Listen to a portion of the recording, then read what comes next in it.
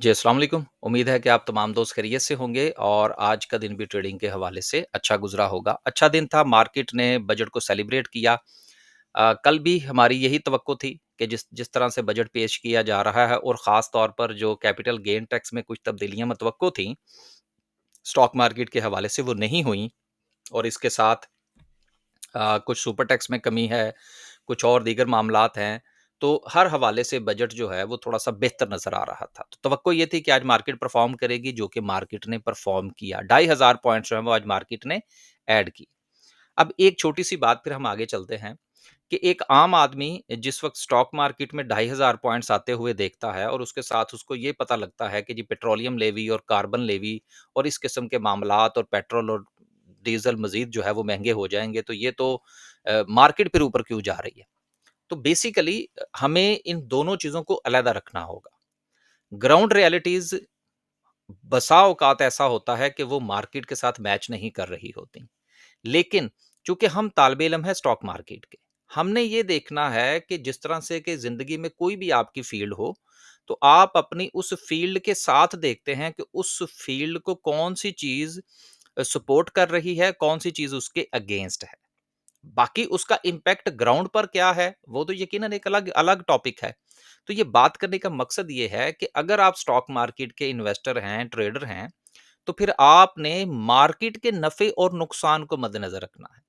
Ground realities जो हैं वो यकीनन आपको यहाँ पर बहुत सारी बातें सुनने को मिलेंगी। हमें 2023 में बड़ा कुछ सुनने को मिला कि देखिए जी पाकिस्तान में से कौन-सा सोना निकल आया जो मार्केट जो है वो धड़ाधड़ ऊपर जा रही है। तो ये ऐसा होता है। और यही वजह है कि जिस वक़्त आप वक़्त पर चीज़ों को अगर आप अपनी राय इम्पोज़ करने की कोशिश करेंगे और वक़्त पर चीज़ों को नहीं देखेंगे तो नुकसान क्या होगा? नुकसान ये होगा कि आपका इंटरेस्ट रेट जो है वो 22 से आधा हो जाएगा। वहाँ पर अगर आपने अपना पैसा रखा है, तो वहाँ से जो आपको आउटपुट आता है वो ना होने के बराबर होगा और जब आप स्टॉक मार्केट में पैसा लाने की कोशिश करेंगे तो चीज़ें बहुत महँगी हो चुकी होंगी। तो कारोबार एक और चीज़ है, ग्राउंड रियलिटीज़ के साथ उसको मैच करना थोड़ा-सा मुश्किल होता है। तो आज भी मेरी आपसे यही गुज़ारिश होगी कि अगर आप स्टॉक मार्केट के हवाले से ख़ालिसतन अगर आप नफ़े और नुकसान के हवाले से और उसके ट्रेंड के हवाले से और बजट के साथ उसको लिंक करेंगे, तो शायद चीज़ों को थोड़ा-सा अंडरस्टैंड करने में आसानी हो। लेकिन अगर आप ये देखेंगे कि जी वो चने की दाल जो है वो तो मज़ीद महँगी हो गई, तो मेरा ख़्याल है कि शायद स्टॉक मार्केट का टॉपिक जो है, वो किसी और तरफ निकल जाएगा। तो ग्राउंड रियलिटीज़ जो हैं, उनको प्लीज़ थोड़ा-सा अभी आप साइड पे रखें और बजट की सेलिब्रेशन देखें जो कि आज मार्केट ने की है। क्यों की है? चंद पॉइंट्स हैं वो आगे चल के इंशाल्लाह शामिल करते हैं। 2500 पॉइंट्स आज मार्केट ने ऐड किए। अगर हम बात करें अ, सर्किट ब्रेकर के हवाले से कि क्या सिचुएशन रही, तो माशाल्लाह से आज जो है वो हमें 21 कंपनीज़ अपर कैप पे नज़र आ रही हैं, जो कि टेक्सटाइल सेक्टर की भी हैं, फार्मा की भी हैं, पेपर एंड बोर्ड भी है, फूड भी है, देन सो एंड सो तमाम कंपनीज़ जो हैं सेक्टर्स की कंपनीज़ जो हैं वो हमें नज़र आ रही हैं। लेकिन एक अच्छी बात ये है कि मार्केट में आज जो वॉल्यूम जनरेट हुए हैं, वो पूरी मार्केट में आए हैं। क्योंकि मार्केट के ज़्यादातर सेक्टर्स जो हैं, जिसमें सर्विसेज़ सेक्टर है, जिसमें मैन्युफैक्चरिंग सेक्टर है, वो सारे के सारे मार्केट में आज परफ़ॉर्म करते हुए नज़र आए। तो वॉल्यूम चूँकि डिस्ट्रीब्यूट हुए, किसी एक स्पेसिफ़िक सेक्टर में नहीं लगे चूँकि स्पेसिफ़िक सेक्टर जो था, वो बेनिफिशियरी नहीं था। किसी एक सेक्टर को नहीं नवाज़ा गया। पूरी मार्केट में तकरीबन-तकरीबन तमाम सेक्टर्स ही अ, जो है वो विन-विन सिचुएशन में जो है वो हमें नज़र आ रहे हैं। तो इस वजह से हमें कोई बड़ी कंपनी जो है वो अपर कैप में नज़र नहीं आ रही, तो इससे कुछ ख़ास जो है वो डरने वाली ज़रूरत नहीं है।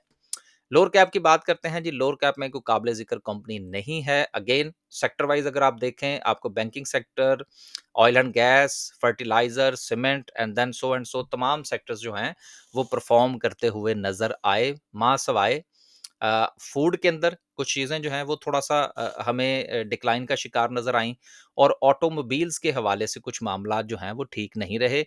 कल आपको अगर याद हो तो जो मैंने छोटी-सी वीडियो बनाई थी उसमें मैंने ये गुज़ारिश की थी कि ऑटोमोबाइल्स यकीनन अब वक़्ती तौर पर हमें लगेगा कि बड़े हालात ख़राब होने वाले हैं, कोई हालात नहीं ख़राब होने वाले। ये चीज़ें सारी जो है वो जब एडजस्टमेंट हो जाएगी, बजट पास हो जाएगा, तो यही शेयर परफ़ॉर्म करेंगे। देखिए हाइब्रिड गाड़ियाँ जो हैं या दूसरे मामलात जो हैं या इलेक्ट्रिक गाड़ियाँ हैं वो किसने बनानी है? भई जो प्लांट ऑलरेडी लगे हुए हैं उन्होंने ही बनानी है। तो इसलिए ये डरने की ज़रूरत नहीं है। दूसरा पॉइंट कल भी मैंने ज़िक्र कर दिया था कि जो हमारी ट्रैक्टर की इंडस्ट्री है, वो पार्ट ऑफ द ऑटोमोबाइल्स तो है, लेकिन ट्रैक्टर के कुछ अपने डायनामिक्स हैं और जिस तरह से हमारी जो एग्रीकल्चर की जो ग्रोथ है, वो मुतासिर हुई है। ख़ास तौर पर अगर हम कॉटन की बात करें, तो अगर कॉटन मुतासिर होगा, तो फिर उससे पूरा टेक्सटाइल सेक्टर मुतासिर होगा, इम्पोर्ट का बिल बढ़ जाएगा। तो इस हवाले से जो ट्रैक्टर्स के लिए जो कोई ना कोई स्कीम या किसान के लिए कोई ना कोई स्कीम जो है वो ज़रूर मुतारिफ करवाई जाएगी। तो उसका डायरेक्टली इम्पैक्ट जो है वो हमारे ट्रैक्टर्स के ऊपर आएगा। तो ये चीज़ आप ज़रूर ज़हन में रखिएगा कि हमें ट्रैक्टर को थोड़ा-सा ऑटोमोबाइल से हट के देखना होगा। गो के दो सब दोनों का ताल्लुक जो है ट्रैक्टर और ऑटोमोबाइल्स में गाड़ियाँ वगैरह जो हैं, वो एक ही सेक्टर में आती हैं। लेकिन बाज़ औक़ात चीज़ें होती हैं जिनको थोड़ा-सा अ, डिफरेंट अंदाज़ में देखना पड़ता है। बाकी आप माशाल्लाह बेहतर समझते हैं। सेक्टर वाइज़ बात करते हैं जी। सीमेंट सेक्टर की परफ़ॉर्मेंस, ऑयल एंड गैस की performance, commercial banks, fertiliser, then सारी मार्केट जो है वो हमें परफ़ॉर्म करती हुई नज़र आई। सीमेंट के हवाले से 2 चीज़ें हैं। जो सबसे अहम चीज़ है वो ये है कि हुकूमत ने जो कंस्ट्रक्शन सेक्टर को बूम देने के लिए प्रॉपर्टी और फ्लैट्स और घरों के हवाले से जो फेडरल एक्साइज़ ड्यूटी और फिर स्टैम्प ड्यूटी, ये सारे मामलात में जो तब्दीली की है, इसका फ़ायदा ये होगा कि इस तरफ रुझान पैदा होगा और जब कंस्ट्रक्शन इंडस्ट्री जो है वो चलने पे आएगी, तो उससे स्टील सेक्टर को भी फ़ायदा होगा और इसके साथ-साथ जो है वो सीमेंट तो यकीनन एक जो है वो बुनियादी जुज़्व है हमारे कंस्ट्रक्शन सेक्टर का। तो इसलिए हमें सीमेंट सेक्टर के अंदर जो परफ़ॉर्मेंस है वो ज़्यादा देखने को मिली। दूसरा जो था स्टील के हवाले से कल भी हमने पॉइंट शामिल कर दिया था कि फाटा और पाटा में जो हमारी स्टील की इंडस्ट्री है, अब वो चूँकि वो भी पूरे मुल्क की इंडस्ट्री स्टील की इंडस्ट्री के बराबर आ जाएगी, वहाँ पर भी टैक्स उसी तरह से लागू होगा जिस तरह पूरे मुल्क में होता है। तो इसलिए जो फाटा-पाटा से बाहर के जो जितने भी हमारे कारखाने हैं स्टील के, वो थोड़ा-सा इसको सेलिब्रेट हमें करते हुए नज़र आएँगे। तो सूरत-ए-हाल जो है वो इंशाअल्लाह ठीक ही रहेगी। आगे चलते हैं जी। कुछ मज़ीद बातें हैं, कुछ इन्वेस्टमेंट के हवाले से भी आज बात करेंगे। एक आध एग्ज़ाम्पल है उसको शामिल करेंगे, फिर कैंडलस्टिक को भी डिस्कस करेंगे, लेकिन लगते हाथ जो बजट के पॉइंट्स हैं, उनको थोड़ा-सा अगर हम 1-2 पॉइंट्स को देख लें, लेकिन उससे पहले जो पाकिस्तान सॉफ्टवेयर हाउस एसोसिएशन है, उनका ये कहना है कि जी हुकूमत ने जो है वो हमारा जनाज़ा निकाल दिया है दूसरे अल्फ़ाज़ में। अब देखिए बेसिकली ये चाह रहे थे कि जिस तरह से कि ये अपना पैसा मुल्क से बाहर रखते हैं, तो इनको थोड़ा-सा कुछ लीगल विंडो फ्राहम कर दी जाए, जो कि हुकूमत ने फ्राहम नहीं की। लेकिन इसका क्या मतलब है कि इससे इन ये मुतासिर होंगे? ये बिल्कुल मुतासिर नहीं होंगे। इनका मामला जिस तरह से पहले चल रहा था, उसी तरह से चलेगा। अब अपॉर्च्युनिटी कहाँ ढूँढनी है? अपॉर्च्युनिटी आपने यहाँ से ढूँढनी है कि ये जो हैं जिस वक़्त आहो-बका करेंगे और उसको जो एक आम इन्वेस्टर है, वो आईटी सेक्टर से थोड़ा दूर रहने की कोशिश करेगा कि पता नहीं क्या हो गया इसके साथ। कुछ नहीं हुआ। लिहाज़ा इसके ऊपर नज़र रखने की जो है वो ज़रूरत है और इसके ऊपर शेयर्स को देखने की ज़रूरत है कि कौन-सा शेयर अच्छी प्राइस पर मिलता है, उसको बाय करने की ज़रूरत है। आईटी सेक्टर परफ़ॉर्म करेगा और ज़रूर करेगा, इनके ऊपर कोई टैक्स नहीं लगा, कुछ नहीं हुआ इनके साथ, सिर्फ़ जो ये चाह रहे थे, वो विंडो इनको फ़राहम नहीं की गई और काफ़ी चांसेस हैं कि बाद में इनको वो विंडो फ़राहम कर दी जाए। तो लिहाज़ा ये ग्रे एरिया में है, तो इसलिए आईटी सेक्टर जो है वो ठीक रहेगा। बाकी वो जो फ्रीलांसर्स और जो ऑनलाइन चीज़ें मँगवाने के ऊपर जो हुकूमत ने कुछ टैक्स-वैक्स लगाए हैं, उनका इनके साथ क्या ताल्लुक यार? और ये कोई इतना बड़ा मसला है नहीं, छोटे-मोटे टैक्सेस हैं, वो पे तो उसी ने करने हैं ना जिसने वो चीज़ जो है वो ऑर्डर करनी है। So don't worry about that. मैं नहीं समझता कि आईटी के हवाले से कोई बैड न्यूज़ है। आगे चलते हैं जी, कुछ की पॉइंट्स हैं 2-4 उनको अगर हम शामिल कर लें। तो पहला जो था जिसका ताल्लुक डायरेक्टली हमारी स्टॉक मार्केट के साथ है, वो पहला पॉइंट तो था सुकर सुपर टैक्स के हवाले से, कि सुपर टैक्स में जो है वो कमी वाक़या हुई है, तो उसका इम्पैक्ट हमने देखा। दूसरा ये था कि हुकूमत ने प्रॉपर्टी के ऊपर जो रिलीफ़ दिया है, तो स्टॉक मार्केट में जो हमारा प्रॉपर्टी का सेक्टर है, वो इसका बेनिफिशियरी होगा।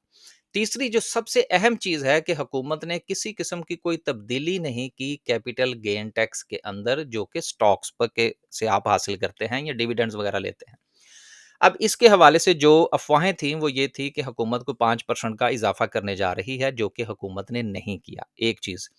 दूसरी चीज़ ये है कि जो आपकी इंटरेस्ट बेस्ड इनकम है, जो आप मनी मार्केट के म्यूचुअल फंड में रखते हैं, उसमें हुकूमत ने इज़ाफ़ा किया है। लेकिन मेरी जो चंद लोगों से बात हुई है, उनका ये कहना है कि हुकूमत को बहुत ज़्यादा रेज़िस्टेंस का सामना करना पड़ेगा। तो चांसेज़ हैं कि ये जो एक पॉइंट है जिसको मार्केट ने बहुत ज़्यादा सेलिब्रेट किया है, कि अगर आपकी इंटरेस्ट बेस्ड जो आपकी इनकम है, उसके ऊपर टैक्स ज़्यादा होगा और अगर आप स्टॉक मार्केट से कमाते हैं तो उस पर टैक्स कम होगा। इसमें काफ़ी चांसेस हैं कि जिस वक़्त ये बजट पास हो, तो उसमें भी तब्दीली जो है वो वापस ले ली जाए। अब देखें, ये वो खबर है जो पैदल मेरे पास पहुँची है या जिन लोगों से मेरी बात हुई है।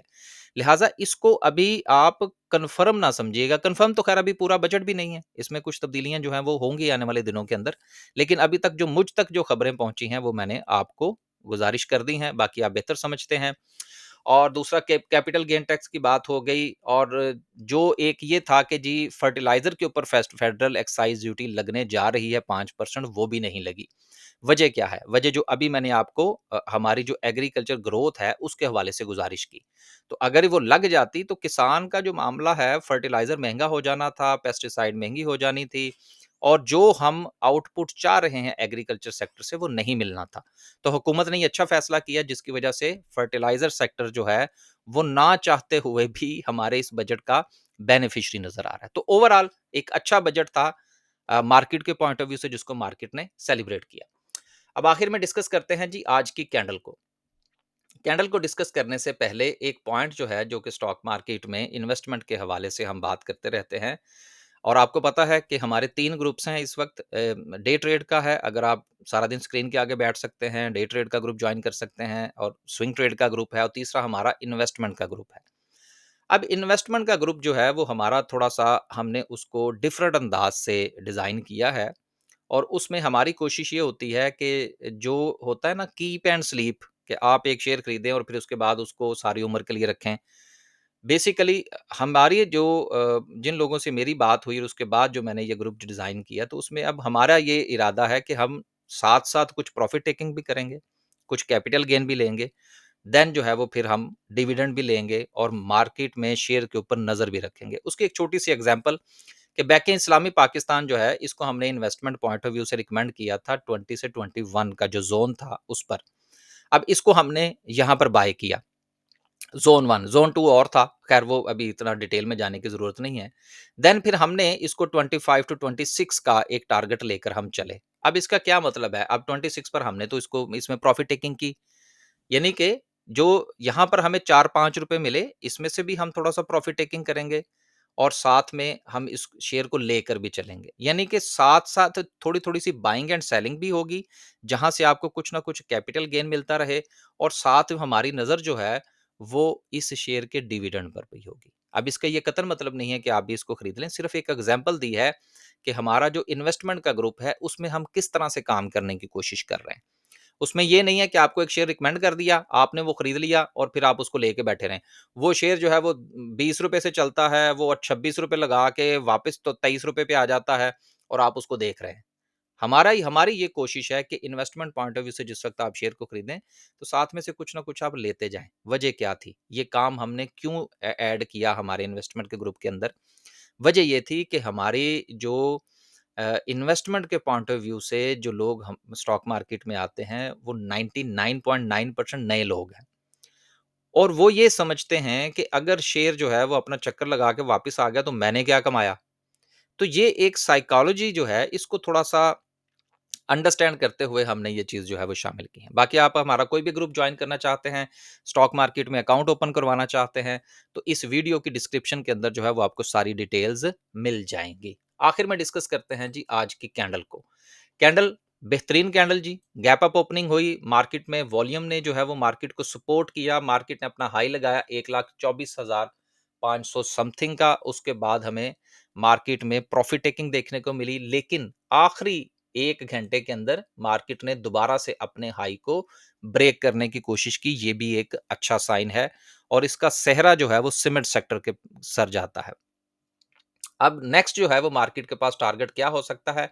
अगर तो हम इसको थोड़ा-सा बड़े टाइम फ्रेम पर देखेंगे, तो टारगेट अगला जो है वो रफली को 1,26,000 का ज़ोन जो है वो बनता है। लेकिन चूँकि हम छोटे टाइम फ्रेम पर काम करते हैं, लिहाज़ा हमारी नज़र जो है वो राइट एट द मोमेंट, जो आज का हमारा हाई था जो कि 1,24,500 का था, फिलहाल इसी को ही हम रेजिस्टेंस मानकर चलेंगे, और सपोर्ट जो है हमारे हमारे नज़दीक वो 1,23,500 के नज़दीक होगी, जिसको कि हम सपोर्ट मानकर चलेंगे। अब सिचुएशन ये है कि आज थी बजट की सेलिब्रेशन। मैं ज़ाती तौर पर ये समझता हूँ कि कैंडलस्टिक को हमने कल भी इतना डिस्कस नहीं किया था, आज भी हम इसको इतना डिस्कस नहीं करेंगे। वजह क्या है? वजह ये है कि इंडिविजुअल स्टॉक्स की जो परफॉर्मेंस है, उसके ऊपर नज़र रखी जाए तो ज़्यादा बेहतर होगा। अगर हम सिर्फ कैंडलस्टिक की तरफ इस फिलहाल इस वक़्त देखेंगे, क्योंकि मार्केट ऑल टाइम हाई पर है, जो शेयर एक हद से ज़्यादा थोड़ा-सा परफॉर्म करेगा, उसमें आपको प्रॉफिट टेकिंग आती हुई नज़र आएगी। और अगर उस शेयर का ताल्लुक जो है वो बड़े सेक्टर के साथ होगा, जिस तरह ऑयल एंड गैस है या सीमेंट है या लकी वगैरह हो गए या एंग्रो हो गए, तो यकीनन आपको मार्केट में से पॉइंट्स निकलते हुए नज़र आ सकते हैं, जिसकी वजह से आप पैनिक भी हो सकते हैं और आप अपनी उस पोज़ीशन को भी जो है वो लिक्विडेट कर सकते हैं, जिसको शायद आप कीप करना चाह रहे हो। So right at the moment market अपने पोटेंशियल में है, बजट को सेलिब्रेट कर रही है, 1 आध दिन ये सिलसिला जारी रहेगा। फिर उसके बाद सेक्टर वाइज़ जिस वक़्त एसआरओज़ जारी होंगे, तो कन्फर्मेशन होगी कि बजट के अंदर क्या तब्दीलियाँ होने जा रही हैं। So hope for the best. और आखिरी बात ये है, स्टॉक मार्केट नाम है पेशेंस का, थोड़ा-सा लर्न करने का, चीज़ों को कोरिलेट करने का। जिस तरह से आज हमने इन्वेस्टमेंट के हवाले से भी चीज़ें जो हैं वो आपके साथ डिस्कस करने की कोशिश की कि वक़्त के साथ-साथ हमें तब्दीलियाँ करना पड़ती हैं। अगर हम पिछले फ़ॉर्मूले के मुताबिक ही चलेंगे, जो साल हर साल से चलता आ रहा है, तो शायद हम कुछ जो गेन हैं, जो हम मार्केट से लेना चाह रहे हैं, वो हम नहीं ले सकते। इजाज़त दीजिए जी। अल्लाह हाफ़िज़।